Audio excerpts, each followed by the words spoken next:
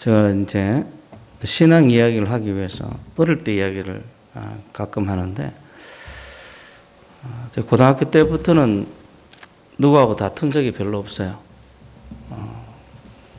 그래서 제가 이 축구 게임도 고등학교 1학년 때 하다가 공을 뺏기를 싫어가지고 축구를 안 했습니다.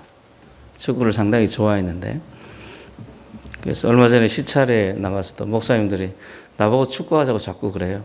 그래서 제가 고등학교 1학년 때도 다른 사람 공을 안 뺏었는데 내가 어떻게 다른 사람 공을 뺏겠냐 이러면서 거절했는데, 근데 중학교 때는 잘 싸우러 많이 돌아다녔습니다. 친구들하고 이제 친목 목적의 싸움도 싸우고 그러니까 남자애들이라 친한 친구들끼리 같이 이렇게 대결을 하는 거예요. 진짜 싸우는 거예요. 싸우기도 하고 하여튼 싸우기를 잘 돌아다녔는데, 그러다 보니까 뭐 격파 같은 데도 관심이 있어가지고요. 자갈을, 공사장에 있는 자갈을 들고 많이 깼어요. 그래서 참 재밌는 게, 자갈을 깨다가 재밌는 걸 발견했는데, 그때가 중학교 1학년 때인 것 같아요. 자갈을 깨는데 손을 가지고 이 자갈을 깨면 보통 잘 안 깨집니다. 이거 뭐 자갈 깨는 게 사실은 어떻게 보면 벽돌 이만큼 두께만큼 힘들어요. 그래서 깨면 안 깨지는데, 두 가지 조건을 가지고 깨면 깨집니다. 첫 번째는 내가 깰 수 있다라는, 깰 수 없다고 생각하면 절대로 안 깨집니다. 나 이거 자갈 깰 수 있어 라고 생각하는 첫 번째 조건이고, 두 번째는 자갈이 여기 있으면 타점이 여기거든요. 때리는 점이 여기인데 타점을 여기에다 두는 거예요. 밑에다 두는 거예요. 그러니까 내가 생각하는 힘보다 더 과도한 힘을 가지고 두드리면 깨집니다. 근데 생각 없이, 아무 생각 없이 그냥 정성도 안 기울이고 생각도 없이 막 깨던 돌이라도 생각 없이 깨면은 깨지질 않아요. 그때 느낀 게 뭐냐면, 야, 이거 사람의 능력이 중요한 게 아니라 사람의 마음이 훨씬 중요하구나. 그걸 느꼈어요. 내 능력은 똑같잖아요. 그죠? 윤지호라는 중학교 1학년생의 능력은 똑같거든요. 그런데 어떤 때는 깨지고 어떤 때는 안 깨지는 거예요. 뭐에 달려있는가 하면 우리 마음에 달려있는 겁니다. 여러분 마음이 믿음으로 가득 차 있길 바랍니다. 오스트레일리아에 70년대에 한 사람이 있었는데, 이 사람은 초등학교를 낙제한 사람이에요. 옛날에는 초등학교도 낙제시켰잖아요. 초등학교를 계속 낙제한 사람이에요. 근데 겨우겨우 졸업하고 중학교, 고등학교도 부모님의 도움으로서 겨우겨우 마치게 된 거예요. 그래서 대학 진학을 해야 되는데 자기 실력으로 꿈도 못 꿀 형편이니까 집안에서 그러는 거예요. 너 이제 대학 갈 생각하지 말고 자기 길을 네가 개척해라. 이렇게 이야기하니까 이 사람 마음속에 무슨 생각이 있는가 하면, 나는 낙제생이야. 그것도 어디 낙제생이야? 초등학교 낙제생이야. 나는 낙제생이야. 나는 지능도 모자라고 지혜도 모자라고 유능하지도 못하고 사교성도 없고 인생을 패배할 수밖에 없다. 이런 생각을 어릴 때부터 머릿속에 가지고 산 거예요. 그러니까 이 자기에 대해서, 자기 인생에 대해서 늘 화가 나 있는 거예요. 분노 있고 늘 좌절감 있고 절망감이, 그런 속에서 인생을 살아가고 있었어요.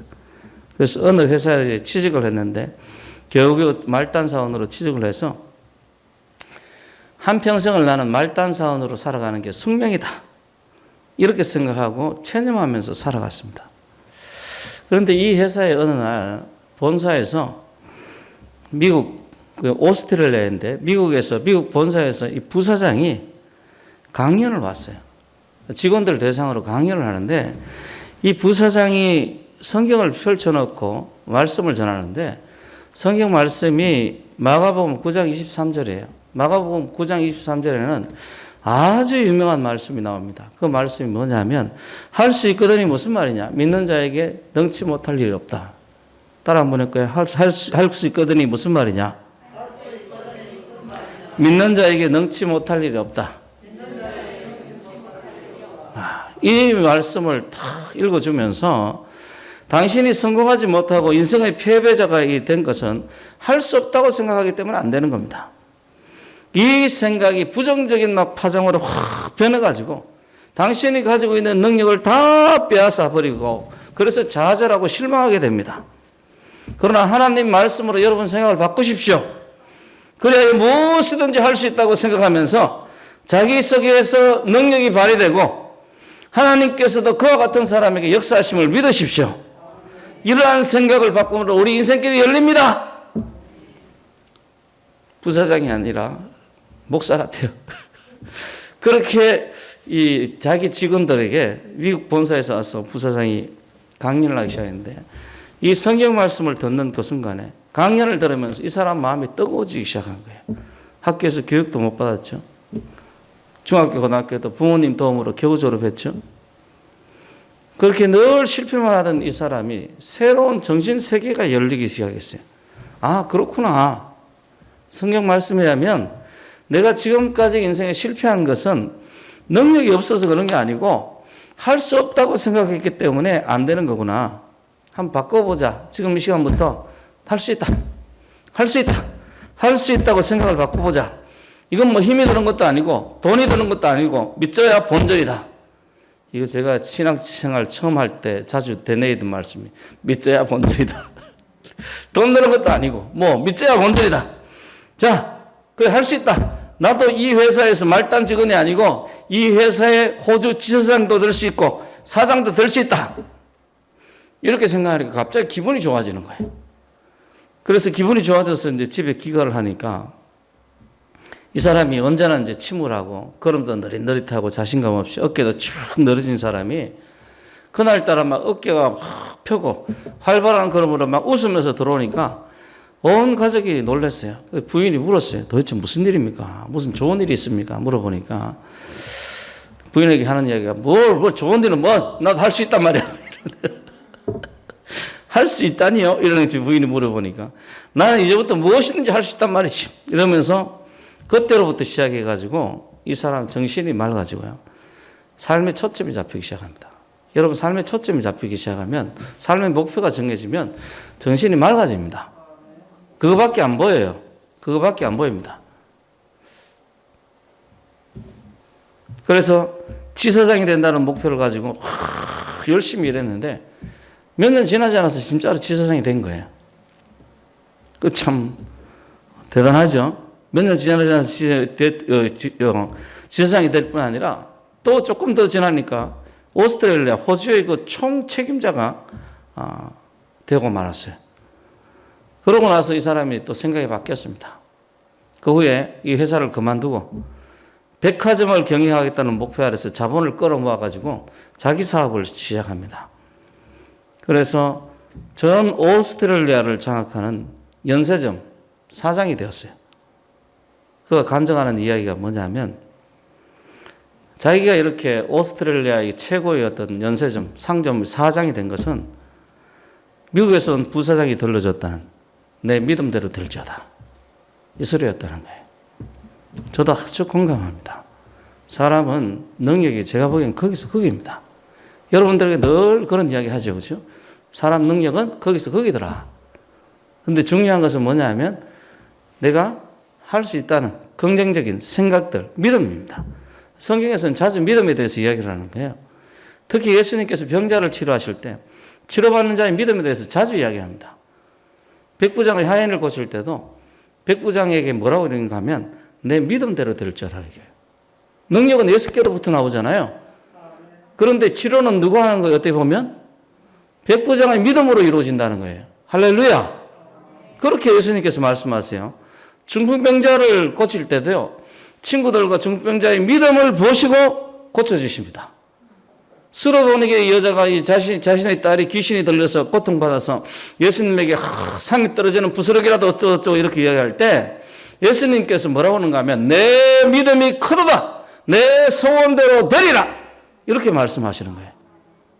능력은 분명히 예수님께로 나옵니다.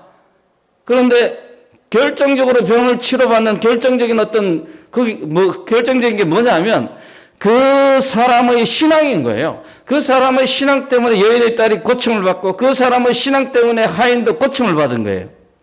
성경은 분명히 우리에게 베푸시는 하나님의 은혜와 그 능력과 이적과 기사로 분명히 모든 것이 하나님께로부터 온다고 이야기를 합니다. 그래서 은혜 받은 사람들의 특징이 하나님께 영광을 돌립니다. 하나님이 하셨다고. 그죠? 하나님의 은혜라고 고백하잖아요. 지금 나의 나 된 것은 오직 주의 은혜라. 이렇게 고백해요. 하나님께서 도우셨습니다. 그래서 내가 이렇게 되었어요. 이렇게 고백을 합니다. 맞습니다. 그런데 그들이 이런 말을 한다고 할지라도 그들이 다른 사람들과 똑같은 게 아닙니다. 여러분 그거 아셔야 돼요. 그들이 다른 사람보다 다른 게 뭐냐면 하나님을 믿어요. 그 사람들은.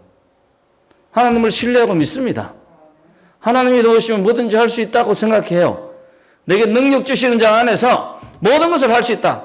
그런 고백들이 그들의 입술로 흘러나옵니다. 그들은 믿음으로 자신의 삶을 하나님께 드려요. 그래서 기도할 때도 그리고 시간을 배정할 때도 헌금을 드릴 때도 믿음으로 합니다. 믿음으로. 똑같은 돈을 헌금을 해도 믿음으로 하나님 앞에 드리는 거예요. 그 속에서 하나님의 능력이 나타나고 하나님의 은혜가 임하는 겁니다.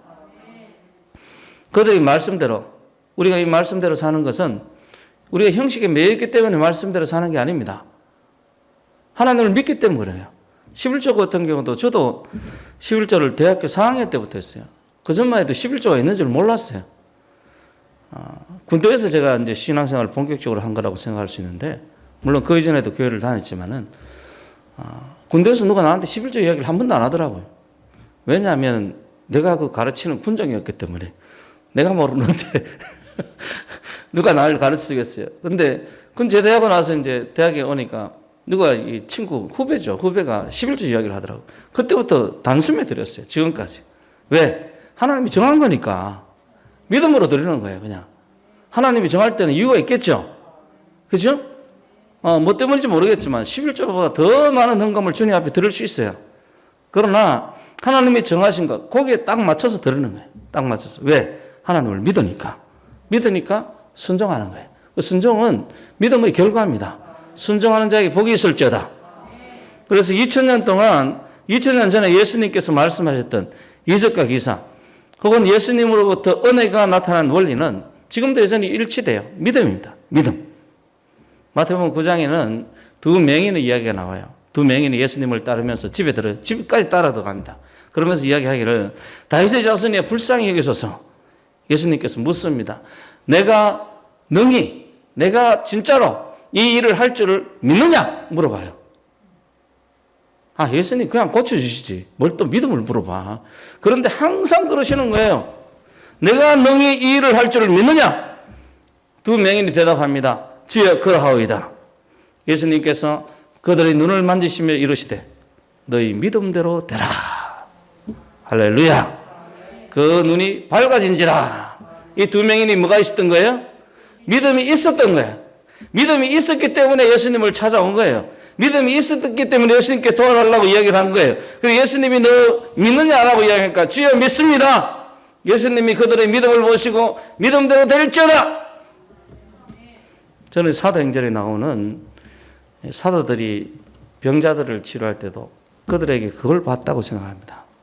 바울도 안전병이를 고칠 때, 그리고 베드로와 요한도 안전병이를 고칠 때 그를 주목해서 봤어요. 그게 뭐가 있었다고 본 겁니까? 제가 보기에는 그에게 믿음을 본 거예요. 믿음을 본 거라. 그래서 그들의 믿음대로 치료를 받고 그들의 믿음대로 안전병에서 일어서고 그들의 믿음대로 눈이 보이게 된 거예요. 이 시간에도 여러분들이 예배를 드릴 때 은혜 받을 줄 믿는 믿음이 있으면 은혜가 임합니다. 제가 참 이상하게 생각했던 게, 뭐 이상한 것도 아니죠. 사실은 알고 있었죠. 우리가 이제 강남 금식기도원을 전에 매달 갔었잖아요. 그죠? 한 달에 한 번, 두 달에 한 번 갔었는데, 저는 갈 때마다 하나님께서 내게 역사하시리라고 믿어요. 그렇게 믿습니다. 그렇게 믿고 가서 예배를 드려요. 그리고 예배를 드리면 진짜 은혜를 받아요. 다 하는 이야기죠. 목사인데 내가 설교를 30년간 했는데, 그리고 그 누구보다도 성경을 더 많이 안다고 스스로 자뻑을 하는 사람 아닙니까? 그런데 어디 가서 은혜를 받겠어요? 인간적으로 생각하면 그렇죠. 그런데 무슨 생각을 하는가 하면 하나님이 내게 은혜를 베푸신다고 생각하는 거예요. 그래서 나는 거기 가가지고 은혜 못 받는 성도 보면 정말 이상한 거예요. 우리 성도기 때문에 나보다 성경을 많이 아는 것도 아니고 나보다 성경을 많이 배운 것도 아니고 나보다 기도를 많이 하는 것도 아닌데 가서 은혜를 못 받는 거예요. 어디에 있습니까? 그 사람의 능력이나 거기에 있는 게 아닙니다. 어디에 있는가 하면 마음을 열고 이 하나님께서 역사할 줄 믿는 믿음이 있는 거예요. 하나님께서 내게 역사할 줄 믿는 믿음이 있으면 은혜가 임하는 겁니다. 오늘 이 예배 드릴 때도 여러분들이 이 예배 시간에 주님께서 역사하시라는 믿음이 있으면 주님께서 역사하실 줄로 믿으시길 바랍니다. 하나님 앞에 드려지는 예배인데 예수님께서 역사 안 하시는 게 이상하잖아요. 그죠? 하나님 앞에 드려지는데 예수님께서 이 역사 안 하는 게 정말 이상한 거예요. 하나님의 백성들이 이렇게 모여서 하나님을 찬양하고 하나님 앞에 기도하고 하나님 앞에 말씀을 듣고 이러는데 예수님이 역사 안 하는 게 이상한 겁니다. 믿으십시오. 그러면 여러분들이 은혜 충만하게 될 줄로 믿습니다. 이러한 믿음은 세상에서 이야기하는 확신하고는 다릅니다. 세상에서 이야기하는 마인드 컨트롤이나 자기 확신 이야기는 사실 허망한 사상이나 능력에 기초하는 거죠. 우리가 가진 믿음은 변하지 않는 하나님으로부터 나오는 겁니다. 하나님 말씀으로부터 나오는 믿음이에요. 그래서 믿음은 들음에서 나면 들으면 그리스도의 말씀으로 말미암느니라. 우리가 가진 믿음은 하나님의 능력에 기초하는 거고 신실하신 하나님의 말씀에 기초하는 겁니다. 그래서 이 맹인들이나 정신병자나 수로보니게 여인이나 이 사람들이 믿었던 믿음은 예수 그리스도의 능력에 기초하는 거예요. 예수 그리스도의 능력을 믿기 때문에 그 능력에서 나오는 그 놀라우신 능력을 자기가 경험하게 된 겁니다.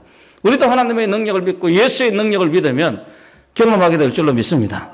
그래서 이 믿음은 하나님의 능력을 보거나 경험하는 데 기초합니다.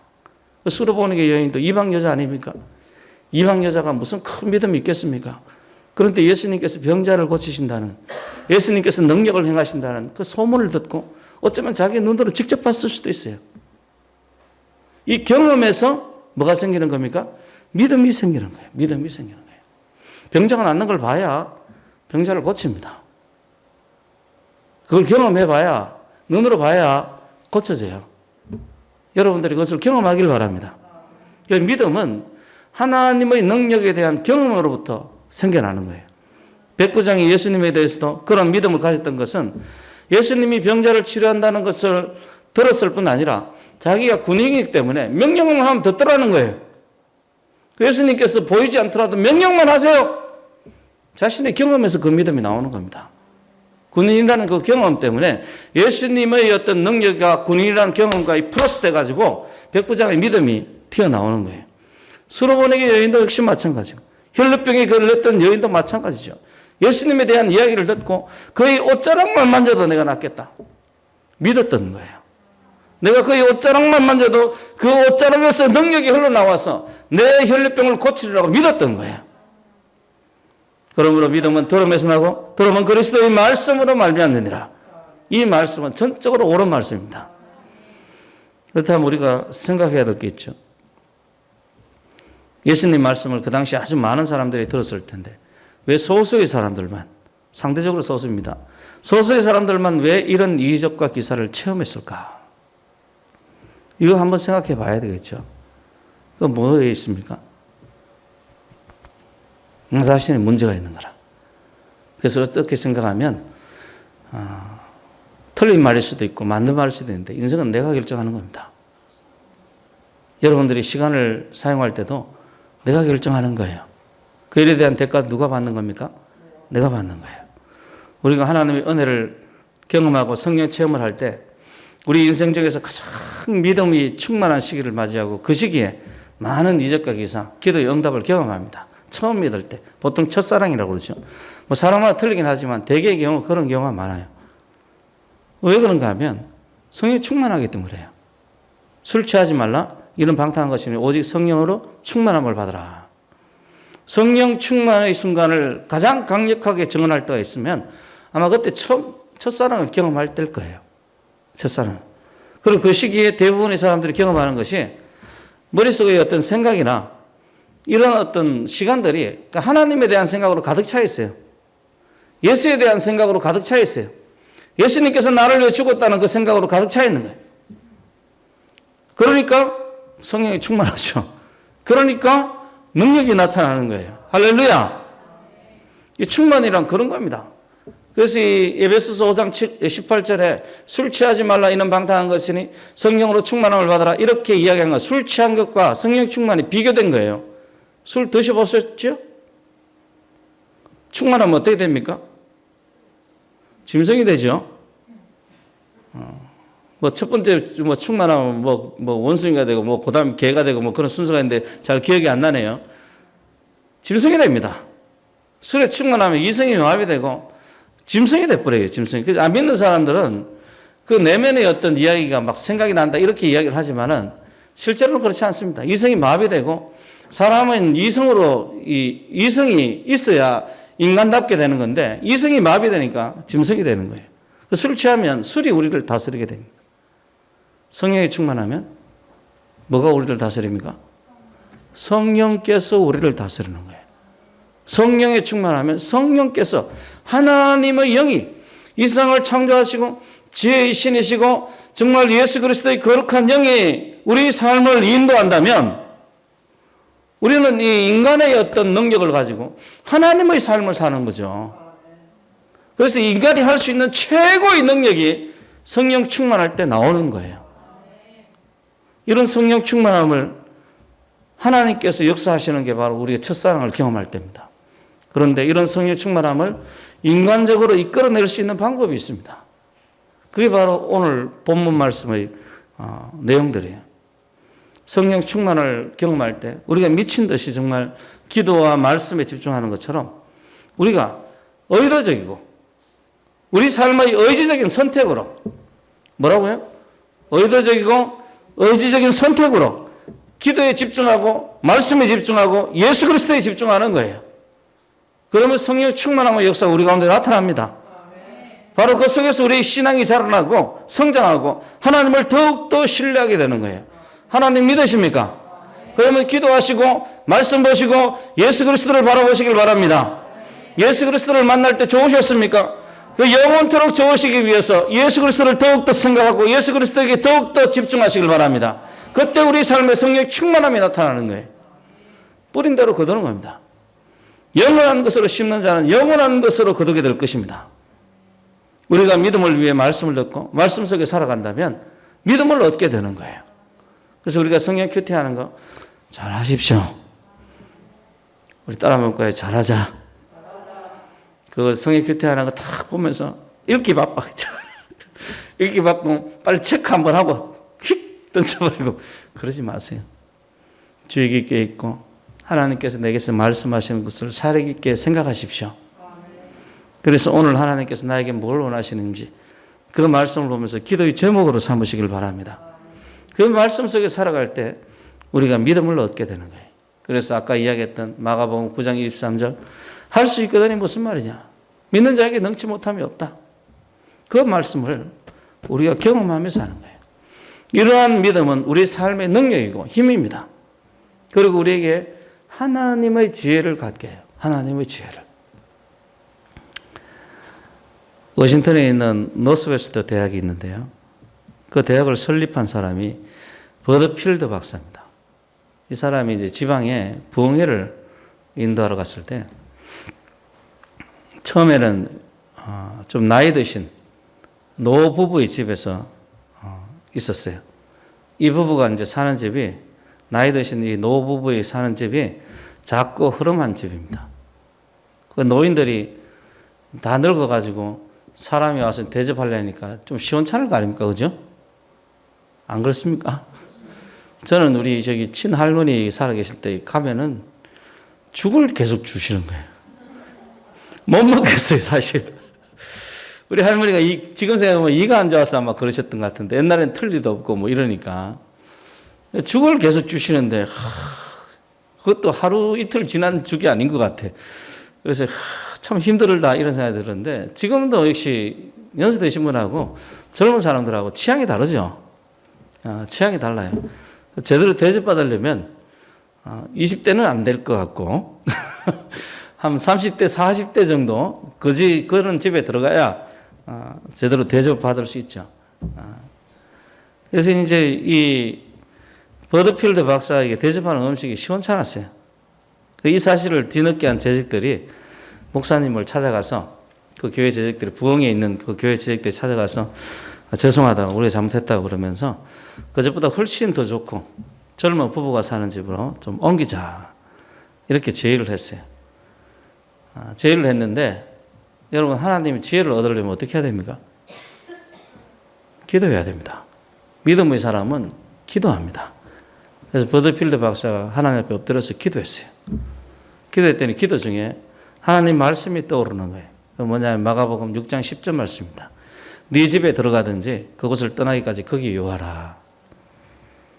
일단 들어갔으니까 빼도 박도 못하는 거예요.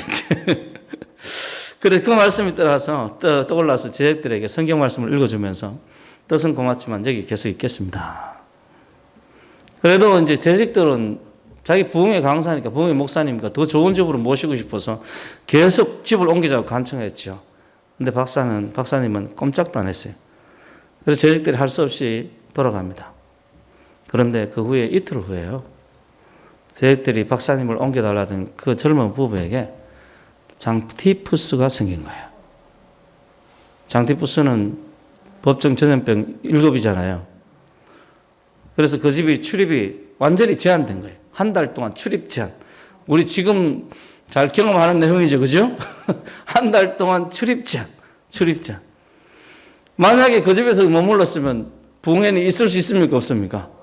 없죠. 그 부부와 함께 한 달 동안 출입 제한한.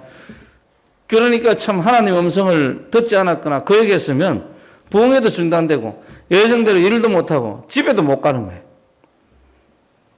하나님에 대한 교통과 그 말씀의 인도에 대한 믿음이 하나님의 일을 지속하게 하는 겁니다. 여러분들이 그런 믿음을 소유하는 그런 성도가 되시길 바랍니다. 오늘 본문에서 믿음은 들음에서 난다고 그러는 건데 지금 여러분들이 듣는 것은 제가 말하는 것을 듣는 거잖아요. 그냥 가만히 있으면 피동적으로 들리는 겁니다. 그런데 오늘 본문에 나오는 이 들음은 피동적인 게 아니고 능동적인 들음이에요. 내가 들으려고 노력하는 거예요. 들으려고 액션을 취하는 겁니다. 그래서 자기 마음이 움직여서 듣는 거예요.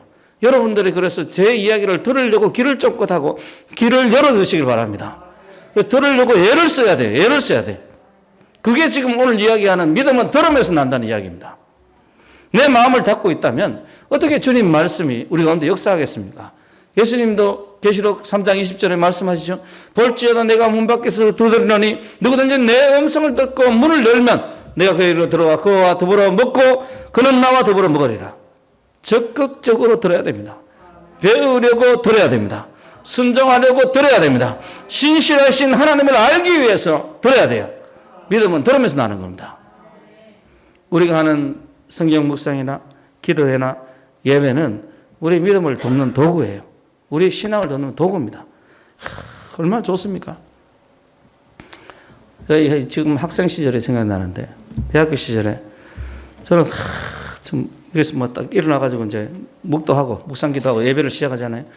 그러면서 목사님 그때 자주 부르는 찬송이 거룩 뭐 이런 거 만복에 거는 하나님 이런 찬송을 부를 때마다 하나님께서 내 심령에 역사했는지 믿음이 있어가지고 하나님 만복에 거는이구나. 오늘도 내가 복을 받겠구나.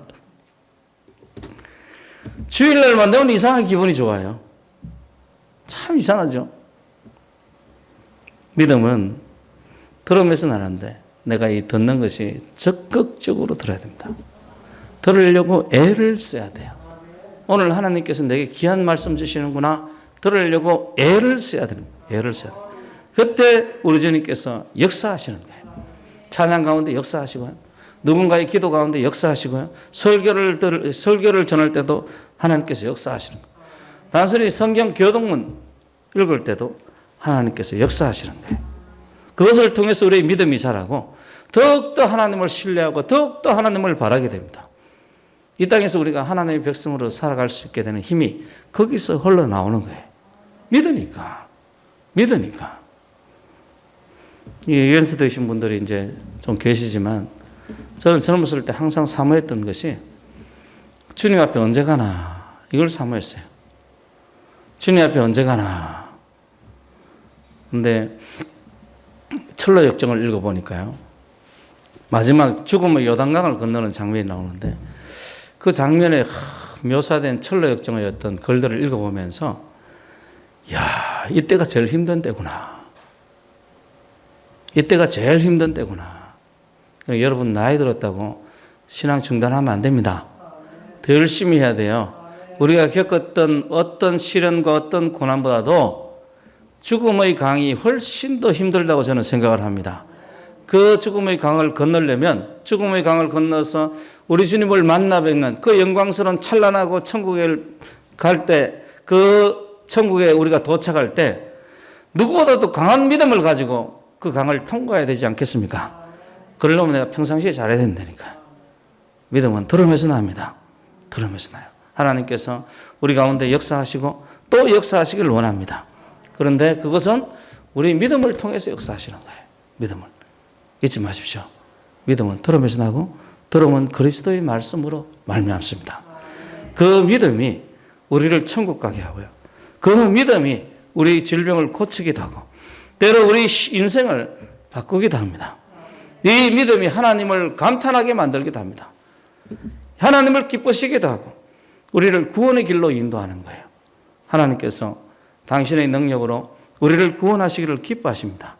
그리고 그 구원은 하나님을 믿는 믿음으로 나타나는 거예요. 여러분들의 믿음을 소유하기 위해서 믿는 자가 되시길 주의 이름으로 축원합니다.